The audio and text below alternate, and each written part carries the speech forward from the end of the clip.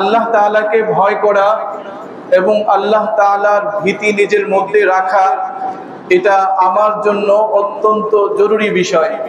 যতক্ষণ পর্যন্ত কোনো মুমিনের ভিতরে, যতক্ষণ পর্যন্ত কোনো মুসলমানের ভিতরে আল্লাহ তাআলার ভয় ভীতি না আসবে, ততক্ষণ পর্যন্ত সে পরিপূর্ণ মুমিন, পরিপূর্ণ মুসলমান হইতে পারবে না। এই জন্য মহান আল্লাহ রাব্বুল আলামিন বলেছেন যে ইয়া আইয়ুহাল্লাযীনা আমানুত্তাকুল্লাহ হাক্কা তুকাতিহি, আল্লাহ তাআলাকে ভয় করো, যেইভাবে আল্লাহ তাআলাকে ভয় করা উচিত সেইভাবে ভয় করো। যতক্ষণ পর্যন্ত আল্লাহ তাআলাকে পরিপূর্ণভাবে ভয় না করা হবে, ততক্ষণ পর্যন্ত একজন পূর্ণাঙ্গ মুসলমান, পূর্ণাঙ্গ মুমিন হওয়া সম্ভব নয়। রাসূল করিম সাল্লাল্লাহু আলাইহি ওয়াসাল্লাম সাহাবায়ে কেরামদেরকে যেই সমস্ত শিক্ষা প্রদান করেছেন, এর মধ্যে সবচাইতে বেশি গুরুত্ব প্রদান করেছেন আল্লাহ তাআলাকে ভয় করার প্রতি। কারণ যতক্ষণ পর্যন্ত কোনো মানুষের মধ্যে আল্লাহ তাআলার ভয় না আসবে, সেই মানুষ, তার মাধ্যমে পাপাচার সংঘটিত হওয়া এটা স্বাভাবিক হয়ে দাঁড়াবে। যখন কোনো মানুষের মধ্যে তাকওয়া অবলম্বন হবে, খোদা ভীতি অর্জন হবে, তো প্রত্যেকটা কাজে সে চিন্তা ভাবনা করে অগ্রসর হবে। মানুষ চলাফেরা করতে গেলে, আচার আচরণ করার ক্ষেত্রে, মুআমালা মুআশারাতের ক্ষেত্রে যতক্ষণ পর্যন্ত আল্লাহ তাআলার ভয় না আসবে, আল্লাহ তাআলার ভীতি না আসবে, এই সমস্ত কাজগুলো তার মধ্যে সঠিকভাবে যথাযথ পন্থায় আদায় হবে না। পৃথিবীর বিভিন্ন রাজ্যে, বিভিন্ন দেশে, সমাজের বিভিন্ন জায়গায় বিভিন্ন পাপাচারের ক্ষেত্রে আমরা শাস্তির বিধান করে থাকি, যে অমুক কাজ করলে এই শাস্তি হবে, তমুক কাজ করলে এই শাস্তি হবে। তো শাস্তির ভয়ের কারণে মানুষ হয়তো সুশৃঙ্খল ভাবে চলে, অন্যায় কাজ থেকে বিরত থাকে। যে সমস্ত সমাজের মধ্যে, যে সমস্ত গোত্রের মধ্যে শাস্তির কোনো বালাই নাই, সেই সমস্ত সমাজের মধ্যে অপরাধ প্রবণতাও বেশি থাকে। তো এই অপরাধ প্রবণতা বেশি হয় কখন? যখন শাস্তির ভয় না থাকে। আর শাস্তি যখন প্রয়োগ হয়, তখন অপরাধ থেকেও মানুষ বিরত থাকার চেষ্টা করে। তো ভাই, আল্লাহ তাআলা আপনি আমাকে পৃথিবীতে পাঠিয়েছেন এবং আল্লাহ তাআলা তার নবীদের মাধ্যমে নির্দেশ দিয়ে দিয়েছেন আমাকে কিভাবে চলতে হবে, কিভাবে বলতে হবে, কিভাবে মানুষের সঙ্গে আচার আচরণ করতে হবে। যখন আমার কাছ থেকে এর বিপরীত ঘটবে, এর ব্যত্যয় ঘটবে, তখন আল্লাহ তাআলা আমার জন্য শাস্তির কথা নির্ধারণ করেছেন, যে আমি যদি নামাজ না পড়ি আমার কি শাস্তি হবে, আমার চলাফেরার ক্ষেত্রে যদি অসাবধানতা থাকে, গুনাহে পড়ে যায়, তার কি শাস্তি হবে, আমার মুআমালাত মুআশারাতের ক্ষেত্রে যদি আমি আল্লাহ তাআলাকে ভয় না করি, যাচ্ছে তাই করে যাই, তাতে কি আমার শাস্তি হবে। প্রত্যেকটা বিষয়ে শাস্তি আল্লাহ তাআলা তার হাবিবের মাধ্যমে, তার রাসূলের মাধ্যমে বিশদভাবে বর্ণনা করে দিয়েছেন।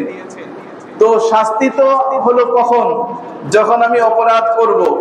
কিন্তু যখন আমার ভিতরে আল্লাহ তাআলার ভীতি চলে আসবে, তখন তো আর অপরাধ করার প্রবণতাই থাকবে না, অপরাধ করার প্রবণতা তখন চলে যাবে। তো এটার মূল হলো আল্লাহ তাআলাকে ভয় করতে হবে। কেননা আল্লাহ তাআলাই বলেছেন যে যতক্ষণ পর্যন্ত আল্লাহ তাআলাকে ভয় না করা হবে, ততক্ষণ পর্যন্ত একজন মানুষ পূর্ণাঙ্গ মুমিন হতে পারবে না। তো তাকওয়া বা খোদা ভীতি অর্জন করার জন্য আল্লাহ তাআলা কোরআনে কারিমে 3টা দিক বর্ণনা করেছেন। এক নাম্বার হলো আল্লাহ তাআলা ইরশাদ করেছেন যে ইয়া আইয়ুহাল্লাযীনা আমানুত্তাকুল্লাহ ওয়াল তানজুর নাফসুম মা কদ্দামাত লিগাদ, যে হে মুমিনগণ, তোমরা আল্লাহ তাআলাকে ভয় করো। ওয়াল তানজুর নাফসুন, প্রত্যেকটা ব্যক্তি লক্ষ্য করবে, মা কদ্দামাত লিগাদ, আগামী দিনের জন্য তথা কিয়ামতের জন্য সে কি প্রস্তুত করে রেখেছে, কি সে পাঠিয়ে রেখেছে, এই বিষয়ে তাকে চিন্তা করতে হবে। আজ আমি সুখে শান্তিতে আছি, পরকালের কথা মনে আসছে না। তো ভাই, যতক্ষণ পর্যন্ত আমার পরকালের ফিকির না আসবে, পরকালের চিন্তা না আসবে, ততক্ষণ পর্যন্ত আল্লাহ তাআলার ভয়ও আসবে না। যখন আমার মধ্যে এই চিন্তা, এই ফিকির আসবে যে আমি যদি এই অন্যায় কাজ করি, অপরাধ কাজ করি, তাহলে আমাকে কাল কিয়ামতের দিন আল্লাহ তাআলার কাছে জবাবদিহিতার জন্য দাঁড়াইতে হবে, আল্লাহ তাআলার সামনে আমাকে জবাব দিতে হবে। এই চিন্তা, এই ফিকির যখন আমার মধ্যে আসবে, তখন আল্লাহ তাআলার ভীতিও আমার মধ্যে চলে আসবে। তাই আমার প্রথম কাজ হলো, আমার প্রত্যেকটা কাজে, আমার চলনে, আমার বলনে, আমার ব্যবসা বাণিজ্য, মুআমালাত, মুআশারাত, সব কয়টা কাজের মধ্যেই আগে আল্লাহ তাআলার ভীতি আমাকে রাখতে হবে। এবং এই কথা মনে রাখতে হবে যে আমি যে কাজগুলো করতেছি, এই কাজগুলো আমার দুই পাশের দুই ফেরেশতা লিপিবদ্ধ করে রাখতেছে। আর এগুলো আমাকে তখন পেশ করা হবে যখন আমি কিয়ামতের দিন আল্লাহ তাআলার সামনে দাঁড়াবো। আমার জবানকে আল্লাহ তাআলা বন্ধ করে দিবেন, আমার কথাকে আল্লাহ তাআলা বন্ধ করে দিবেন।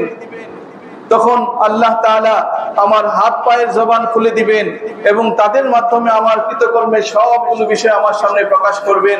তখন আমি আফসোস করব এবং বলতে থাকবো, মা লিহাযাল কিতাব লা ইউগাদিরু সগীরাতান ওয়ালা কাবীরাতান ইল্লা আহসাহা। এই কেমন এক কিতাব, সে তো এমন এমন বিষয় বলে দিয়েছে যার ছোটটাও ছাড়লো না, বড়টাও ছাড়লো না। আমি কোথায় গোপনে কোন কাজ করেছিলাম দেখা যায় এটাও আমার সামনে আজ প্রকাশ হয়ে গিয়েছে, আর বড় গুনাহ তো প্রকাশ হয়েই গিয়েছে। তখন শুধু আমার মাত্র আফসোস করা ছাড়া আর কিছুই থাকবে না।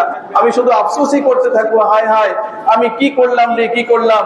তখন আল্লাহ তাআলার কাছে আরজি করবো, হে আল্লাহ, আপনি আমাকে আবার দুনিয়াতে পাঠিয়ে দিন, আমি আবার কিছু নেক কাজ করে আসি। কিন্তু সেই আরজ, সেই আরজি আর আবেদন কোনো কাজে আসবে না। তাই আমার সময় এখনই ভাই, পৃথিবীতে আল্লাহ তাআলা আমাকে পাঠিয়েছেন, অনেক নাজ নিয়ামত আমাকে দিয়েছেন, অনেক ভোগ সম্ভার আমাকে দিয়েছেন। আমার কাজ হলো আল্লাহ তাআলাকে ভয় করা, আল্লাহ তাআলার হুকুম আহকামগুলোকে মেনে চলা। দ্বিতীয় বিষয় হলো তাকওয়া অবলম্বনের ক্ষেত্রে সবসময় সত্য কথা বলতে হবে, কখনো মিথ্যা মুখ দিয়ে আনা যাবে না। আল্লাহ তাআলা ইরশাদ করেছেন, ইয়া আইয়ুহাল্লাযীনা আমানুত্তাকুল্লাহ ওয়া কুলু কাওলান সাদীদা। হে ঈমানদারগণ, আল্লাহ তাআলাকে ভয় করো, ওয়া কুলু কাওলান সাদীদা, এবং তোমরা সঠিক কথা বলো, সত্য কথা বলো। কোন এক হাদিসের মধ্যে আসছে যে মিথ্যা হলো সকল পাপের হলো জননী। মিথ্যা বলা সকল পাপের জননী, সকল পাপের মূল হলো মিথ্যা। একজন মানুষ যদি তার জীবন থেকে মিথ্যাকে পরিহার করতে পারে, মিথ্যাকে ছাড়তে পারে, তাহলে ওই লোকের মাধ্যমে অপরাধ কখনো সংগঠিত হবে না। রাসূল করিম সাল্লাল্লাহু আলাইহি ওয়াসাল্লামের কাছে এক সাহাবী গিয়েছেন এবং আরজ করলেন, ইয়া রাসূলুল্লাহ, আমাকে এমন একটা আমল শিখিয়ে দেন যে আমলের দ্বারা আমি জান্নাত লাভ করব এবং আপনার সাথে আমার হাসর হয়ে যাবে। তো রাসূল করিম সাল্লাল্লাহু আলাইহি ওয়াসাল্লাম একটাই কথা বলছেন যে তুমি মিথ্যা ছেড়ে দাও। তো ওই সাহাবী বললেন, ইয়া রাসূলুল্লাহ, শুধু এইটাই? তো হ্যাঁ, শুধু এইটাই। তো এটা তো কোনো বিষয়ই না, একটা মাত্র বিষয়। তো হ্যাঁ, তুমি মিথ্যা ছেড়ে দাও, তাহলে পরকালে তোমার জন্য জান্নাত সুনিশ্চিত, আমার সাথে তোমার মুলাকাত সুনিশ্চিত। তো ওই সাহাবী বাড়িতে গেলেন, নামাজের সময় হয়েছে, যথাসময় নামাজ পড়তে হবে, কাজে ব্যস্ত। চিন্তা করলেন যে এখন যদি আমি নামাজ না পড়ে কাজে ব্যস্ত থাকি, আল্লাহ রাসূল আমাকে জিজ্ঞেস করলে যে তুমি কি নামাজ যথাসময়ে পড়েছো, আর আমি যদি যথাসময়ে পড়ে না থাকি তাহলে তো আমাকে মিথ্যা বলতে হবে। যথাসময়ে নামাজ আদায় করলেন। বিবির সাথে তার মুআমালাত খারাপ ছিল, বিবিকে কথায় কথায় গালি ঝগড়া করতেন বিবির সাথে। চিন্তা করলেন যে বিবিকে যদি এখন আমি আমার গালিগালাজ করি আর আল্লাহ রাসূল আমাকে জিজ্ঞেস করে বসেন যে তুমি তোমার বিবির সাথে কিরকম আচরণ করেছো, আর আমি যদি এই গালিগালাজ করে বলি যে আমি ভালো আচরণ করেছি, তাহলে তো মিথ্যা হয়ে যাবে। ছেড়ে দিয়েছেন বিবির সাথে খারাপ আচরণ করা। এক এক করে প্রত্যেকটা কাজে যখনই তিনি যান আর আল্লাহ রাসূলের ওই কথা তার মনে আসে, যদি আল্লাহ রাসূল আমাকে এই ব্যাপারে জিজ্ঞেস করে বসেন আর আমি এটা করার পরেও যদি তার বিপরীতটা বলি, তাহলে তো আমার মিথ্যা হয়ে যাবে। তাই তিনি মিথ্যা পরিহার করে দিলেন।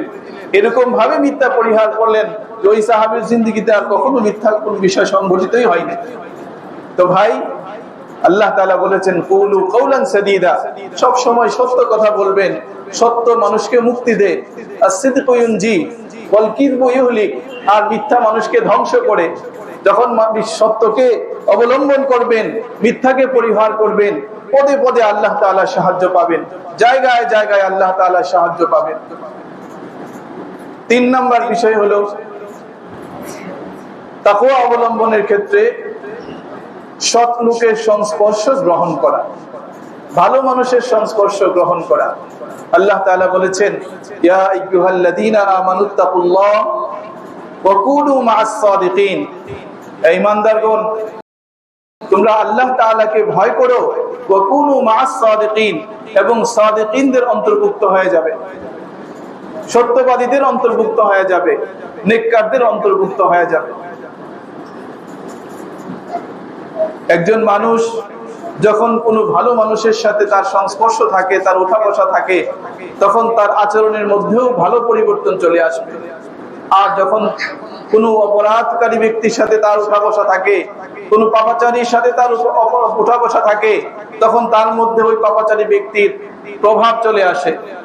রাসূল করিম সাল্লাল্লাহু আলাইহি ওয়াসাল্লাম বলেছেন যে সৎ লোকের সাথে সংস্পর্শ থাকে, সৎ লোকের সাথে তার উঠা বসা থাকে, আর অসৎ লোকের সাথে যার উঠা বসা থাকে, এই দুইজনের দৃষ্টান্ত হলো, এই দুইজনের উদাহরণ হলো যে ব্যক্তি মিশকে আম্বর বিক্রি করে, সুগন্ধি আতর বিক্রি করে তার মতো, এবং যে ব্যক্তি ওই যে আমাদের বা দেশের বাড়িতে হাপুর বলে, যে কতগুলো আমরা একসাথে রেখে এটাকে আগুন দিয়ে তারপরে একটা বাক্সের মতো বা একটা এরকম পাইপের মতো আছে, এটা থেকে এরকম করে তো এতে ধোঁয়া বের হয়, এতে করে আংড়াগুলো জ্বলতে থাকে, আর ওই আংড়ার মধ্যে লোহা গরম করে এটাকে পিটানো হয়। তো আল্লাহ রাসূল দৃষ্টান্ত দিয়েছেন, খারাপ লোকের সাথে যে চলবে, খারাপ লোকের সংশ্লিষ্ট হয়ে যে থাকবে, ওই ব্যক্তির দৃষ্টান্ত হলো ওই হাপুরওয়ালা ব্যক্তির মতো। কিভাবে? যে ব্যক্তি ভালো লোকের সংস্পর্শে থাকবে, তো তার দৃষ্টান্ত হলো মিশকে আম্বর কিংবা সুগন্ধি বিক্রেতার মতো। সে আতরওয়ালার কাছে গিয়েছে কিন্তু আতর কিনতে পারে নাই, তো ওই আতরওয়ালা তাকে একটু আতর এমনিতেই লাগাই দিবে, আর যদি লাগিয়ে নাও দেয় অন্তত পক্ষে তার কাছে যাওয়ার কারণে সে সুঘ্রাণ পাবে নাকের মধ্যে। ভালো লোকের সংস্পর্শে যখন আমি যাব, আমি তার কাছ থেকে কিছু গ্রহণ করতে না পারলেও তার ভালো আচরণটা আমি দেখব, অনুভব করব, উপলব্ধি করব, এক সময় না এক সময় আমার এটা কাজে আসবে। আর যদি আমি খারাপ লোকের সংস্পর্শে থাকি, তখন আমার কি অবস্থা হবে? ওই হাপড়ওয়ালা ব্যক্তির মতো হবে, হয় তার আগুনের কারণে আমার কাপড় পুড়ে যাবে, কিংবা তার ওই ময়লা ধুলোবালি আমার কাপড়ে এসে লাগবে। তো যতক্ষণ পর্যন্ত একজন মানুষ কোনো ভালো লোকের সংস্পর্শে থাকবে, তার মাধ্যমে কোনো ভালো কাজ করার সৌভাগ্য না হলেও গুনাহ থেকে সে বেঁচে থাকবে। আর খারাপ লোকের সংস্পর্শে গেলে নিশ্চিতভাবেই তার কি হতে হবে? তার গুনাহে লিপ্ত হইতে হবে, না হইলেও সে যে গুনাহ করেছে ওই গুনাহ করার সাক্ষী সে হয়ে থাকবে। তো ভাই, রাসূল করিম সাল্লাল্লাহু আলাইহি ওয়াসাল্লামের সুহবতে সাহাবায়ে কেরাম রিদওয়ানুল্লাহি তাআলা আলাইহিম আজমাইন সোনার মানুষে পরিণত হয়েছেন। রাসূল করিম সাল্লাল্লাহু আলাইহি ওয়াসাল্লামের সুহবত যারা পেয়েছেন, আল্লাহ তাআলা তাদেরকে দুনিয়াতে জান্নাতের সার্টিফিকেট দিয়েছেন। বলেছেন রাদিয়াল্লাহু আনহুম ওয়া রাদু আন, আল্লাহ তাআলা তাদের প্রতি সন্তুষ্ট হয়েছেন এবং তারাও আল্লাহ তাআলার উপর সন্তুষ্ট হয়েছেন। সুহবত এমন এক জিনিস, ভালো লোকের সুহবত এমন এক জিনিস যে অন্তত পক্ষে আমি যদি কোনো সওয়াবের কাজ করতেও না পারি, অন্তত পক্ষে আমি সওয়াবের কাজ যিনি করেন সেগুলো আমার দেখার সৌভাগ্য হবে। তাই আমার জিন্দেগিকে পরিবর্তন করার জন্য, আমার জীবনের পরিবর্তন আনার জন্য অন্তত পক্ষে আমি সওয়াবের কাজ যাই করি আর না করি, ভালো লোকের সংস্পর্শে থাকি, আল্লাহ ওয়ালার সংস্পর্শে থাকি। আল্লাহ ওয়ালা যে ভালো কাজগুলো করে সেই কাজগুলো দেখার আমার সৌভাগ্য হবে, এক সময় এটা আমার কাজে আসবে। আর তা না হলেও কিয়ামতের দিন আল্লাহ তাআলার কাছে বলতে পারবেন, এ আল্লাহ, আপনার হুকুম আমি মানতে পারি নাই, কিন্তু আমি অমুক আল্লাহ ওয়ালার সোহবতে থাকতাম, তাকে আমি ভালোবাসতাম, তার সাথে সবসময় আমার চলাফেরা ছিল, তো আল্লাহ তাআলা তার উসিলায় তার সাথে আপনাকে জান্নাতে দিয়ে দিবেন। তাই ভাই, উলামায়ে কেরাম, বর্তমান সময়ের দিনদার হক্কানি আল্লাহ ওয়ালা যারা আছেন, তারা সব সময় সর্বদা চেষ্টা করে যাচ্ছেন কিভাবে প্রত্যেকটা মানুষ আল্লাহ ওয়ালা হয়ে যাবে, আল্লাহ তাআলার দ্বীনের মধ্যে চলে আসবে, খারাপ কাজকে পরিহার করে অপরাধ প্রবণতাকে ছেড়ে দিয়ে কেমনে আল্লাহ তাআলার দিনের মধ্যে এসে যাবে, এই ফিকির এবং এই চেষ্টায় উলামায়ে কেরাম দিন রাত করে যাচ্ছেন।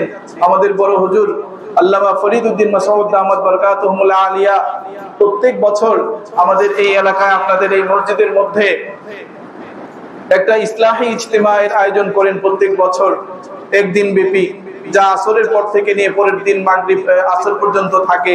এই 24 ঘন্টার মধ্যে আমাদেরকে এরকম একটা রুটিনের মধ্যে রাখেন যে একজন মানুষ সে এখান থেকে যাওয়ার পরে যখন তার বাড়িতে যাবে, সে এই 24টা ঘন্টা সে কিভাবে কাটাবে বা কিভাবে চলাফেরা করলে এই 24টা ঘন্টা তার ভালো কাজে যাবে, আল্লাহ তাআলার সান্নিধ্যে যাবে, আল্লাহ তাআলার রেজামন্দিতে যাবে, এরকম একটা রুটিন তিনি এখানে করে দিয়েছেন।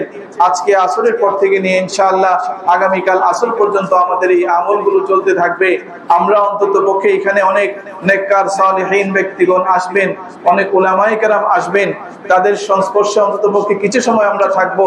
এর উসিলায় হলেও আল্লাহ তাআলা আমাদেরকে ক্ষমা করবেন, আল্লাহ তাআলা আমাদের জন্য জান্নাতের ফয়সালা করবেন এবং আমরা আমাদের দিনের দৈনন্দিনের কিছু হলেও খোরাক নিয়ে যেতে পারবো।